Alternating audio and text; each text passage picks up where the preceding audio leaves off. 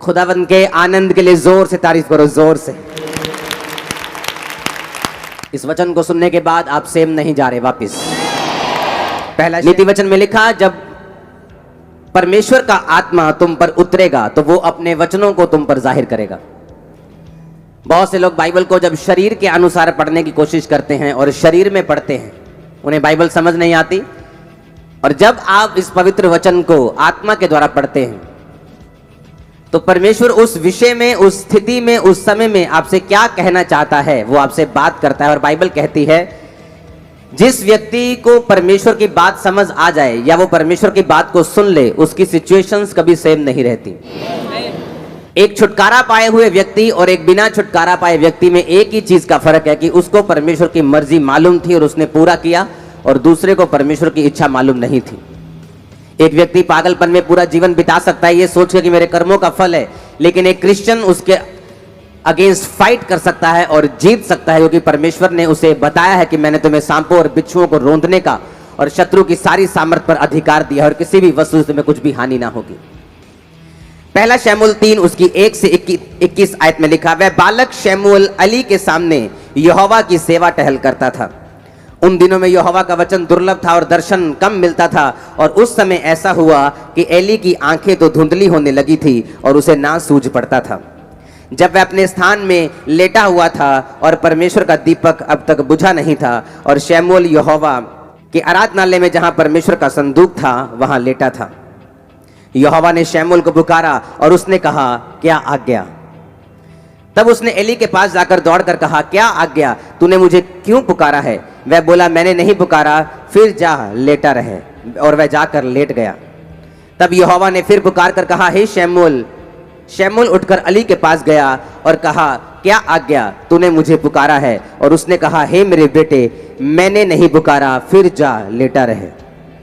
उस समय तक शमूएल यहोवा को नहीं पहचानता था और ना ही यहोवा का वचन उस पर प्रकट हुआ था। फिर तीसरी बार यहोवा ने शमूएल को पुकारा और वह उठकर एली के पास गया और कहा, क्या आज्ञा? तूने मुझे क्यों पुकारा है? तब एली ने समझ लिया कि इस बालक को यहोवा ने पुकारा है। इसलिए एली ने शमूएल से कहा, जा लेटा रहे। यदि वह तुझे फिर पुकारे तो तू कहना, हे यहोवा कह, क्योंकि तेरा दास सुन रहा है। तब शमूएल अपने स्थान पर जाकर लेट गया। तब यहोवा आ खड़ा हुआ और पहले के समान पुकारा, शमूएल, शमूएल। शमूएल ने कहा, कह, क्योंकि तेरा दास सुन रहा है। यहोवा ने शमूएल से कहा, सुन, मैं इज़राइल में एक ऐसा काम करने पे हूं जिससे सब सुनने वालों पर बड़ा सन्नाटा छा जाएगा। अपनी हाथों को उठाकर, अपनी आंखों को बंद करके खुदावंद से बात करो, परमेश्वर, आज जो वचन मैं सुनने जा रहा हूं ये मेरी तरक्की का, मेरी आशीष का कारण हो। ये वही शमूएल है जिसको हन्ना ने परमेश्वर के भवन में दे दिया था। और बाइबल कहती है वो एली याजक के नीचे काम करता था और वो भवन के सारी सेवा में लगा रहता था। एक दिन यहोवा ने जब उसे पुकारा, हे शमूएल, हे शमूएल। बाइबल कहती जैसे ही उसने परमेश्वर की आवाज को सुना, क्योंकि उसने उससे पहले परमेश्वर की आवाज को कभी नहीं सुना था, और बाइबल कहती वो उठा और अपने जाके एली के पास, सेवक के पास जाकर बोला, क्या आज्ञा? आपने मुझे पुकारा है, बताइए क्या करूं? उसने कहा, मैंने नहीं पुकारा। उसने कहा, ठीक है, शायद गलती लग गई होगी। वो फिर जाकर लेटा और बाइबल कहती है फिर यहोवा ने पुकारा, हे शमूएल, हे शमूएल। उसने जाकर एली को कहा, तूने मुझे पुकारा है? उसने कहा, नहीं, मैंने नहीं पुकारा। जब तीसरी बार भी ऐसा हुआ और जब एली समझ गया कि परमेश्वर इसको आवाज लगा रहा है, और उसने कहा, शमूएल, अब जब परमेश्वर तुझे आवाज लगाए तो तू बोलना, हे यहोवा, क्या आज्ञा? मैं तेरा दास सुन रहा है, तू बोल, तू क्या बोलना चाहता है? अब मैं आपसे एक क्वेश्चन करना चाहता हूं। अगर इस भीड़ में आप यहां बैठे हैं, आपकी मम्मी या आपके फादर या आपका ब्रदर वो पीछे बैठा है बिल्कुल, और अभी भी अगर वो आपको पीछे से आवाज लगाए, आप हजारों लोगों में से उसे पहचान लोगे, हाँ या ना? आपका नाम अगर अमित है और पीछे से आपकी मम्मी आवाज लगाए, अमित बेटा, तो आप पीछे मुड़ के देखने लोगे, मेरी माँ ने आवाज लगाई है। लेकिन अगर आप एक स्ट्रेंजर, एक ऐसा व्यक्ति जिसकी आप आवाज नहीं पहचानते, बाइबल कहती है मेरी भेड़ें मेरी आवाज को पहचानती हैं। हाँ, अगर आपकी मम्मी पीछे से पुकारे बेटा तो आप सुन लोगे, लेकिन अगर कोई और पुकारे तो आपको लगेगा किसी और को आवाज लगाई जा रही, मेरे को नहीं, क्योंकि वो आवाज आपने सुनी नहीं, वो आपकी अपने की नहीं। यीशु मसीह ने कहा मेरी भेड़ें मेरी आवाज को पहचानती हैं और वो मेरे पीछे चलती हैं। अब यहां पर जब परमेश्वर ने शमूएल को आवाज लगाई तो बाइबल कहती है उसकी आवाज, परमेश्वर की आवाज एली याजक की आवाज से बिल्कुल मेल खाती थी और 100% मिलती थी। ऐसा नहीं हो सकता कि आपको कोई और आवाज लगाए और आप अपने पापा के पास चले जाएं, अगर आपके पापा की आवाज आपको नहीं आई, आप बाहर देखेंगे जाके घर के कि मुझे कौन आवाज लगा रहा है, क्योंकि वो आपने वो आवाज सुनी नहीं। लेकिन अगर वो आवाज आपकी माँ ने या बाप ने या भाई ने लगाई है, आप डायरेक्ट उसके कमरे में जाके पूछोगे क्या बात है, आपने मुझे पुकार रहे थे, आप बुला रहे थे, बताइए क्या चक्कर है। लेकिन बाइबल यहां कहती है कि उसने यहोवा की आवाज को पहले कभी नहीं सुना था। बाइबल कहती है जैसे ही एली याजक उसको मिला और उसने कहा मैंने तुझे नहीं पुकारा, वो बड़ा हैरान हुआ, फिर वापस गया, लेटा। तीसरी बार जब परमेश्वर ने पुकारा तो फिर एली याजक की आवाज में ही पुकारा। परमेश्वर की जो वचन है उसमें एक एक बिंदु, अगर बाइबल में जहां पौलुस कहता है कि तुम दाखरस के मतवाले ना बनो परंतु पवित्र आत्मा से परिपूर्ण होते जाओ, अगर आप उसके बाद बाइबल देखेंगे तो वहां पे सेमीकोलन लगा है, ऐसा सेमीकोलन होता है, ना तो फुल स्टॉप लगा है ना कोमा लगा है। उसका मतलब होता है कि अभी सेंटेंस खत्म नहीं हुआ। आगे उसने लिखा अपने आप से भजन संहिता से बातें करते हुए, गैर भाषा में प्रार्थना करते हुए, धन्यवाद। यानी अगर उसने ये कहा कि तुम पवित्र आत्मा से परिपूर्ण होते जाओ तो सेमीकोलन का मतलब कैसे होना है। बाइबल इतनी गहरी है, इतनी वो गहरी है कि एक कोमे का, एक बिंदु का, एक फुल स्टॉप का भी पूरा उसमें कारण है। अगर बाइबल में वो जिक्र है, यहां पर बहुत बड़ा कारण था कि परमेश्वर ने शमूएल से जो बात की अपने सेवक की आवाज की मैचिंग में और पूरी तरह से अपने सेवक की आवाज के रूप में ही शमूएल से कहा हे शमूएल, हे शमूएल। बाइबल कहती है अगर इजराइलियों के छुटकारे के बीच में उनके और परमेश्वर के बीच में कोई कनेक्शन था तो वो कनेक्शन मूसा का था। बाइबल कहती है मूसा के चले जाने के बाद अगर कोई कनेक्शन उनका और परमेश्वर के बीच का था तो वो यहोशू था, वो जीसस क्राइस्ट थे, वो पतरस था, वो पौलुस था। बाइबल कहती है कि परमेश्वर ने जानबूझ के जब शमूएल को आवाज लगाई तो उसने जानबूझ के एली की आवाज में उसको आवाज लगाई। बाइबल कहती है कलीसिया का काम जो है सिर्फ चर्च में आके बरकत को पाना नहीं है। बरकत आपको मिल जाती है जिस दिन आप यीशु मसीह को ग्रहण करते हैं अपने उद्धारकर्ता के रूप में, लेकिन जब आप चर्च में लगाए जाते हैं, रोपे जाते हैं, बोए जाते हैं ताकि आप ग्रो कर सकें।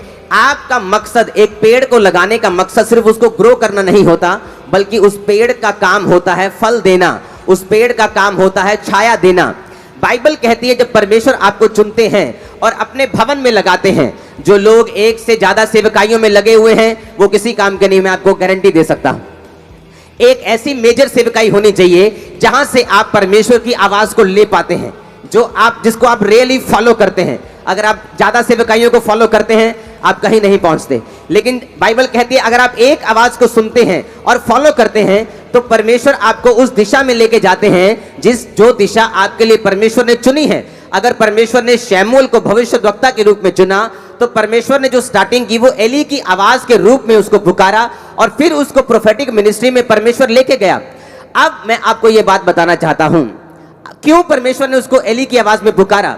जैसे आपका जन्म हुआ मसीह में और आप कलीसिया में लगाए गए, बाइबल कहती है पौलुस ने कहा वो कलीसिया जिसने उसकी 2 बार सहायता की लेने और देने में और दानों और सहायता में, और बाइबल कहती है उसने कहा परमेश्वर तुम्हारी हर घटी को महिमा सहित मसीह यीशु में पूरा करेगा। यानी परमेश्वर की आवाज ये थी कि तुमने जब मिशनरी कामों में मेरा साथ दिया इसलिए मैं तुमको ब्लेस करूंगा। यही काम कलीसिया का था।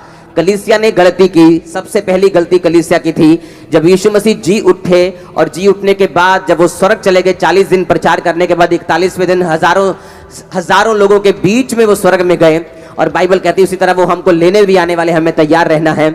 और बाइबल कहती है उसके बाद जब चेले प्रचार करने लगे और वही चिन्ह चमत्कार चेलों की जिंदगियों से होने लगे, वही मिरेकल्स होने लगे। और बाइबल कहती है जब चेलों पर सताव आया और याकूब तलवार से मारा गया। और बाइबल कहती कलीसिया को गलती याद आई कि हमें सिर्फ चर्च में लगाए जाने का कारण आशीष लेना और लंगड़े चलाना और अंधों को आंखें दिखवाना नहीं है। हमारा खुद की ये रिस्पॉन्सिबिलिटी है कि हम प्रेरितों के लिए प्रार्थना करें। और बाइबल कहती जब पतरस को भी उन्होंने मारने के लिए पकड़ा और कलीसिया लॉ लगाकर यानी पूरी तरह से एकजुट होकर और पूरी तरह से बिना डिस्ट्रैक्शन के, कोई 1 घंटे वाली वो 1.5 घंटे वाली प्रार्थना नहीं थी।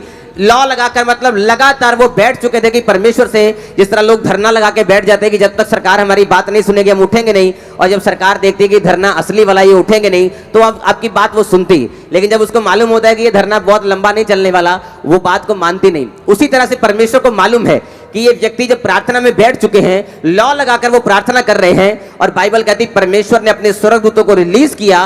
वो पतरस के पास गया, जेल के अंदर जाके उसकी खुद सांकलें खोली, जेल के दरवाजे खोले, कितने पहरों में उनको रखा, कितनी लेयर्स में उनको रखा जाता था सिपाहियों के पहरे में, उन सबको छोड़कर परमेश्वर ने उसको आजाद किया, अपने घर वापस लेके गया। और फिर कलीसिया को समझ आई कि हमारा काम सिर्फ बरकत लेना ही नहीं, हमारा काम उस विजन, उस मिशन के लिए प्रार्थना करना भी है जो परमेश्वर ने दासों को दिया है। और जब लोग अपने सेवकों के लिए प्रार्थना करने लगे, जब लोग बोने लगे, जब लोग उस सेवकाई में हिस्सा डालने लगे और जब खुद लोग सेवा करने लगे, बाइबल कहती वो कलीसिया गिनती में दिन प्रतिदिन बढ़ती गई। बाइबल कहती वो कलीसिया ग्रेस में बढ़ती गई। कोई भी दरिद्र नहीं था, कोई गरीब नहीं था, कोई भी वांटेड की, हर किसी के पास जैसे वांट रहती, कमी रहती कि मेरे पास ये चीज की कमी, बाइबल कहती है उस कलीसिया के पास किसी चीज की कमी नहीं थी। वो कलीसिया गिनती में बढ़ती गई और एक ऐसा समय आया जब लोग डरने लगे, उनकी गिनती इतनी बड़ी हुई। बाइबल कहती है वो उस काम कैसे पूरे हुए, प्रेरितों ने जो काम किया अपनी तरफ से परफेक्ट किया, कोई कमी नहीं छोड़ी। कलीसिया ने भी अपनी तरफ से कोई कमी नहीं छोड़ी। और बाइबल कहती है जब एक देह मिलकर कंप्लीट काम करती है, मुंह सही काम करता है, हाथ सही काम करते हैं, पैर सही काम करते हैं, तो बाइबल कहती है वो देह उन्नति पाती है, बरकत पाती है। और उसी तरह से बाइबल कहती है जब सबने मिलकर काम किया तो परमेश्वर ने अपनी आशीष को उस कलीसिया के ऊपर रखा। और बाइबल कहती है कोई भी दरिद्र नहीं था, सब लोग ब्लेस्ड थे। आपको मैं उसी कलीसिया के रूप में आज से देखूंगा, आप लोगों को उसी कलीसिया के रूप में मैं जानना चाहूंगा। आमीन। मेरे को ऊंचे वाला चाहिए, बरकत ऊंचे वाली होगी। अब परमेश्वर का जो मकसद था वो मकसद था कि शमूएल के जरिए हमें ये बात को समझाना कि बाइबल कहते जब इजराइलियों ने प्रार्थना की कि परमेश्वर, क्योंकि शैतान ने ज्यादा तंग करना शुरू किया, अगर शैतान ज्यादा तंग ना करता, मिस्री ज्यादा तंग ना करते तो कभी प्रार्थना वो बढ़ाते नहीं, सदा उस कंडीशन में पड़े रहते। जो कोई भी चीज, जो कोई भी विरोध, जो कोई भी सताव आप अपने आसपास देख रहे हो, वो एक्चुअल में आपको आपके कंफर्ट जोन से बाहर निकालकर परमेश्वर की एक बड़ी मर्जी को पूरा करने के लिए है, जो आपके बीच में आने वाले कुछ सालों में बुरी होने वाली है। और आपका आमीन। वो चीजें जो मैं बोल नहीं सकता, मेरी प्रार्थना है कि परमेश्वर आपके हृदयों में वो चीजें डाल दे कि आप राज्य करने वाले। आमीन। ऊंचाई आशीष आपकी ये चर्च।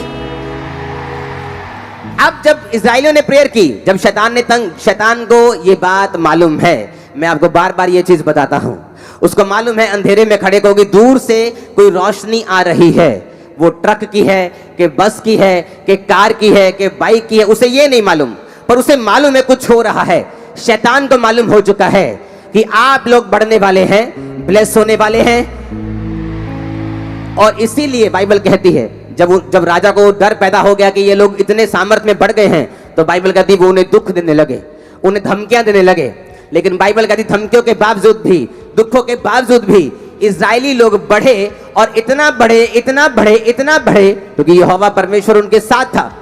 अब शैतान को मालूम है कि क्या होने वाला है, इसीलिए वो सताव का, वो विरोध का, वो हर मीडियम का यूज करेगा। लेकिन मैं आपको ये बात यीशु मसीह के इस कुर्सी से बताना चाहता हूं, वो इतना शर्मिंदा होगा आज तक कभी ना हुआ होगा, इतना शर्मिंदा होने वाला हो, वो शर्मिंदा होने वाला यीशु मसीह के सामर्थी नाम। हालेलुया। और बाइबल कहती है जब उन्होंने प्रेयर की, परमेश्वर हमें छुड़ा, परमेश्वर ने मूसा को खड़ा किया। जब उन्होंने प्रार्थना की परमेश्वर हमें बचा, उन्होंने यहोशू को खड़ा किया। जब उन्होंने प्रार्थना की परमेश्वर हमें इन फिलिस्तियों के हाथ से छुड़ा, तो बाइबल कहती है उसने सैमसन को पैदा किया। जब उसने फिर प्रार्थना की परमेश्वर मुझे छुड़ा, तो उन्होंने गिदोन को पैदा किया। जब भी परमेश्वर ने अपने लोगों को ब्लेस करना चाहा है, परमेश्वर ने अपने लोगों को खड़ा किया है। और बाइबल कहती है कि वही लोगों की आवाज की सिमिलैरिटी में सेम उस आवाज में परमेश्वर इसलिए बात करता है ताकि वो आपको दिखा सके, समझा सके कि ये वो जन है जिसको तूने फॉलो करना है। पौलुस कहता है तुम मुझे फॉलो करो जिस तरह मैं क्राइस्ट को फॉलो करता हूं। यानी मैं परमेश्वर से दर्शन को लूंगा, तुम्हें वो दर्शन को बताऊंगा, और अगर तुम उस दर्शन के अनुसार चलोगे, तुम और तुम्हारा घराना कभी भी सेम ना रहोगे, ना तुम्हारा फाइनेंस, तुम्हारी बॉडी, तुम्हारी सेहत, तुम्हारे बच्चे। आमीन हो चाहिए, बरकत आपकी है चर्च। हालेलुया। जब परमेश्वर के दास शमूएल ने रिकॉग्नाइज कर लिया कि परमेश्वर की आवाज जो थी वो शमूएल के, वो उसके जो स्पिरिचुअल फादर एली के रूप में परमेश्वर ने दी, और जब उसने समझाया और उसने डायरेक्ट किया, क्योंकि जो परमेश्वर के दास हैं जब आप उनका पीछा करते हैं तो वो इसलिए पीछा नहीं करवाते कि वो अपना पीछा करवा सके, वो भी यही बोलते हैं कि तुम यहोवा की बात को सुनो, तुम्हारी हेल्प करते हैं। एली ने हेल्प की, उसको समझ नहीं आ रही थी क्या हो रहा है। एली ने कहा अब अगर तुझे आवाज आए तो कहना क्या आज्ञा, बोल, तेरा दास सुन रहा है। और बाइबल कहती है परमेश्वर ने फिर उससे बात करनी शुरू की इज़राइल के बारे में, आने वाली घटनाओं के बारे में, कि वो दोनों होपनी और पिनहास नामक दोनों जो याजक जो कुकर्म करते थे और व्यभिचार करते थे और गलत भेंटों का प्रयोग करते थे गलत रीति से, कि वो मारे जाएंगे। और परमेश्वर ने शमूएल की सेवकाई को शुरू किया। शुरू होने से पहले उसने एली का पीछा किया, शुरू होने से पहले वो परमेश्वर के भवन में लगा रहा, परमेश्वर के भवन की सेवा करता रहा। आज लोगों को ये नहीं मालूम कि एक स्पिरिचुअल मेंटर की कीमत क्या है, स्पिरिचुअल फादर की कीमत क्या है। जिस तरह शरीर में लोग व्यभिचारी हैं, आत्मा में भी लोग व्यभिचारी हैं। 10-10, 5-5 मिनिस्ट्रीज को फॉलो करते हैं, कभी मालूम नहीं होता हमें क्या करना है, कभी कहीं नहीं पहुंचते कि मुझे किस दिशा में जाना है, क्योंकि उनकी आवाजें जो हैं वो मल्टीपल हैं। उन्हें ये नहीं पता कि मुझे कौन सी आवाज को फॉलो करना है, इसीलिए वो वहां नहीं पहुंच पाते जहां परमेश्वर उनको लेके जाना चाहता है। अब परमेश्वर ने अपनी आवाज में, जब एली की आवाज में उसको आवाज लगाई, तो परमेश्वर ने ये बता दिया कि तुझे मैंने तेरे स्पिरिचुअल फादर अपने दास की आवाज में इसलिए आवाज लगाई है ताकि ये मैसेज दुनिया तक पहुंच सके कि अगर परमेश्वर तुम्हें छुड़ाना चाहता है, वो तुम्हें अच्छी संगति देगा, वो तुम्हें जीवित चर्च देगा, वो तुम्हें अच्छे दास देगा। तुम दुनिया में जहां भी मुझे सुन रहे हो, जहां भी तुम जिस चर्च में जाते हो, वो जीवित चर्च होनी चाहिए, जीवित वचन होना चाहिए, हर एक चीज वहां होनी चाहिए। मिरेकल्स होने चाहिए, वचन की गहराई होनी चाहिए, पैसों की लूटपाट नहीं होनी चाहिए। बाइबल कहती है जब आप इन वचनों को सुनकर परमेश्वर की आवाज को समझना शुरू कर देते हैं तो वो आपकी बुलाहट में आपको एंटर करवाना शुरू करता है। जिसके लिए उसने आपको अपने पास बुलाया, जिस काम के लिए परमेश्वर ने आपको चुना, वो एक प्रॉफिट हो सकता है, वो एक सेवक के रूप में हो सकता है, एक डॉक्टर के रूप में हो सकता है, एक नर्स के रूप में हो सकता है, एक बिजनेसमैन के रूप में हो सकता है। हर एक व्यक्ति की कॉलिंग अलग अलग है। वो कॉलिंग परमेश्वर आप तक पहुंचाता है जब आप भवन में लगाए जाकर इन सब अपनी ड्यूटीज को पूरा करते हैं। अगर आप प्रार्थना कर सकते हैं, आप प्रार्थना करते हैं। अगर आप बीज बोना जानते हैं, आप बीज बोते हैं। अगर आप कुछ भी करना जानते हैं, आप कोई भी वरदान आपके पास है, गिफ्ट आपके पास है, आप उसे परमेश्वर के भवन के लिए, आप उसे सेवकाई के लिए यूज करते हैं। और इसी काम के लिए परमेश्वर ने आपको अपने पास बुलाया। उसने सिर्फ ऐसी कलीसिया बनने के लिए आपको नहीं बुलाया कि आप आए, आमीन आमीन करें, अपनी हीलिंग ले, ब्लेसिंग ले, अपनी साल्वेशन ले और यहां से चले जाएं। बाइबल कहती है आप ब्लेस्ड हैं दूसरों को ब्लेस करने के लिए, डिलीवर हैं दूसरों को डिलीवर करने के लिए, आप चंगे हैं दूसरों को चंगा करने के लिए, आप बचाए जा चुके हैं दूसरों को बचाने के लिए। और आमीन ऊंचा चाहिए, ये बरकत आपकी है। आज के बाद अब जब यहां से जाएं, आप दूसरों को बचाने वाले बने, दूसरों को हील करने वाले बने, दूसरों को डिलीवर करने वाले बने, दूसरों को आजाद करने वाले बने, अपने परिवार को बचाने वाले बने। आमीन ऊंचा, पवित्र आत्मा पे उतरे यीशु मसीह के नाम में। हालेलुया। और ये परमेश्वर का प्लान था, इसलिए उसने गलती नहीं की। इस दुनिया में 800 करोड़ लोग हो चुके हैं। 800 करोड़ में कम से कम आप लगा लो 780 करोड़ लोगों की आवाज एक दूसरे से नहीं मिलती होगी। हाँ, कुछ की थोड़ी बहुत मिलती है, लेकिन एग्जैक्ट नहीं। लेकिन बाइबल कहती परमेश्वर ने एली के आवाज, एग्जैक्ट आवाज में ही उसको आवाज लगाई। वो आपको एक मैसेज देना चाहता है कि परमेश्वर का मुंह नहीं है, मेरा मुंह उसका मुंह है, आपके हाथ उसके हाथ है। आप मेरी बात ध्यान से समझेंगे तो जरूर ब्लेस होंगे। आज मैंने कहा उसका मुंह नहीं है, मेरा मुंह उसका मुंह है, आपके हाथ उसके हाथ हैं। वो जितने समर्पित हैं उतना वो काम कर लेगा, और जितना वो काम करेगा उतना वो आपको ब्लेस करेगा। आमीन। जिन व्यक्तियों का शरीर परमेश्वर के लिए समर्पित है, पवित्र आत्मा उनसे गैर भाषाओं के जरिए दूसरे लोगों के लिए, दूसरे देशों के लिए, जिनको आप जानते तक नहीं, उनके लिए वो प्रार्थना करवाता है आपके अंदर से। जो पवित्र आत्मा के साथ समर्पित रीति के साथ चलते हैं, आप गैर भाषा में प्रार्थना करते हैं, आप नहीं जानते आप किन के लिए प्रार्थना कर रहे हैं। अपने लिए प्रार्थना कर रहे हैं कि दूसरे के लिए कर रहे हैं, कि सेवक के लिए कर रहे हैं। और इसलिए पौलुस ने कहा था, जब मैं गैर भाषा में प्रार्थना करूंगा तो मैं आत्मा से भी करूंगा और बुद्धि से भी करूंगा। बुद्धि से यानी कि मैं प्रेयर पॉइंट्स के साथ भी करूंगा, लिखकर प्रार्थना भी करूंगा, और आत्मा के साथ प्रार्थना भी करूंगा। और जब आप पवित्र आत्मा को अपना शरीर देते हैं, एक व्यक्ति जो व्यभिचार में उलझा हुआ, पाप में उलझा हुआ, फोन में उलझा हुआ, फेसबुक में उलझा हुआ, इंस्टाग्राम में उलझा हुआ, वो परमेश्वर के सामने समर्पित नहीं है। वो ऐसा व्यक्ति नहीं जिसे पवित्र आत्मा यूज कर सके। वो आशीषित हो सकता है, ब्लेस्ड हो सकता है स्वर्ग भी चला जाए अगर कोई मेजर पाप उसकी लाइफ में नहीं है। लेकिन क्या वो इस्तेमाल हो रहा है खुदावंद के लिए? क्या वो यूज हो रहा है? अगर आप यूज होना शुरू होंगे, इस्तेमाल होना शुरू होंगे, वो चाहे थोड़ी स्टार्टिंग क्यों ना हो, शुरुआत थोड़ी क्यों ना हो, वो आपकी जनरेशंस को चुन लेगा, आपके पोतों तक को चुन लेगा।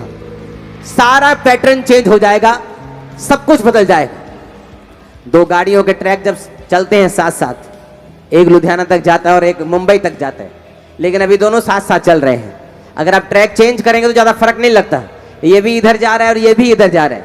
लेकिन एक समय आता है जब वो ट्रैक अलग हो जाता है, आगे बढ़ जाता है, अलग ही हो जाता है।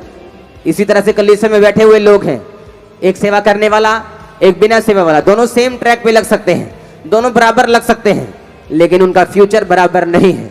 सेवा करने वालों का फ्यूचर बराबर नहीं है। वो दूसरों से कहीं अधिक आशीषित होंगे, दूसरों से कहीं अधिक आगे होंगे। आमीन हो जाए, ये बरकत आपकी है। हालेलुया। ये इत्तेफाक नहीं था कि परमेश्वर उसे एली की आवाज में ही आवाज लगाए। अगर परमेश्वर थोड़ी सी भारी आवाज निकालता शमूएल, तो उसको मालूम होता कि परमेश्वर की ये किसी की आवाज लग रही, स्वर्गदूत की आवाज लग रही, ये किसी और की आवाज लग रही, ये बड़ी हेवनली आवाज लग रही, कहीं परमेश्वर तो नहीं है। तो वो बोल सकता कि तू कौन है, मेरे को आवाज क्यों आ रही है, तू क्या है। लेकिन बाइबल कहती है उस परमेश्वर की आवाज बिल्कुल एली की आवाज की तरह थी। वो आपकी स्पिरिट में कोई मैसेज देना चाहता है। आमीन।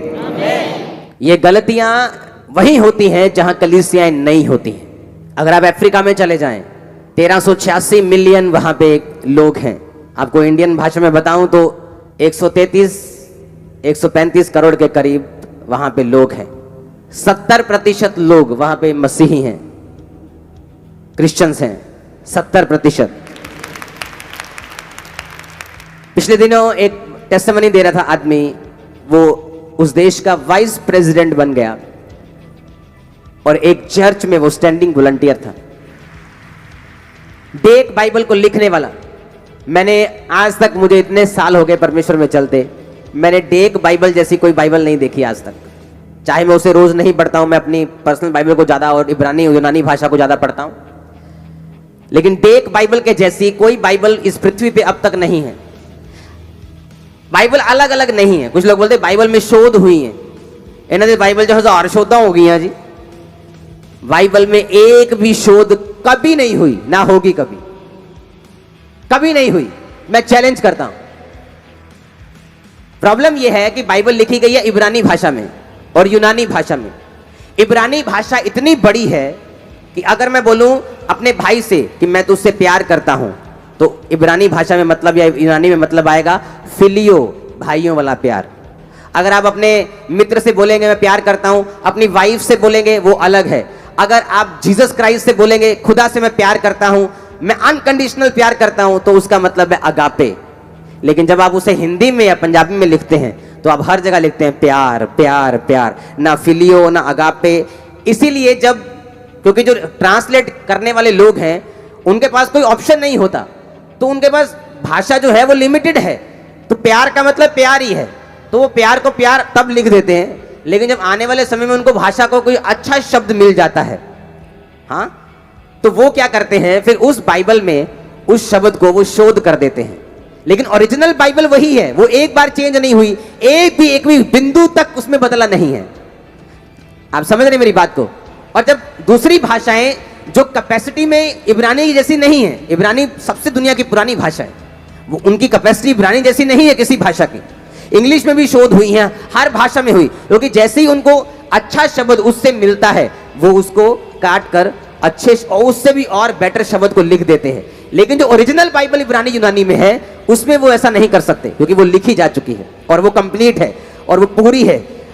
अब ध्यान से सुनो, जब अफ्रीका में परमेश्वर के काम हुए और वहां पे मसीहत ने जबरदस्त रीति के साथ, और जब मैं मसीहत कहता हूं तो उसका मतलब क्रिश्चियन धर्म नहीं है। हम जानते हैं कि परमेश्वर धर्म बदलने नहीं आया, हाँ या ना?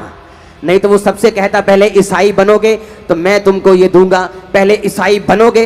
परमेश्वर ने कहा अगर तुम मुझ पर विश्वास करोगे, अगर तुम मुझको फॉलो करोगे, अगर तुम पापों को त्याग दोगे, अगर तुम मुझे अपना परमेश्वर कहोगे, दैट्स इट, आमीन।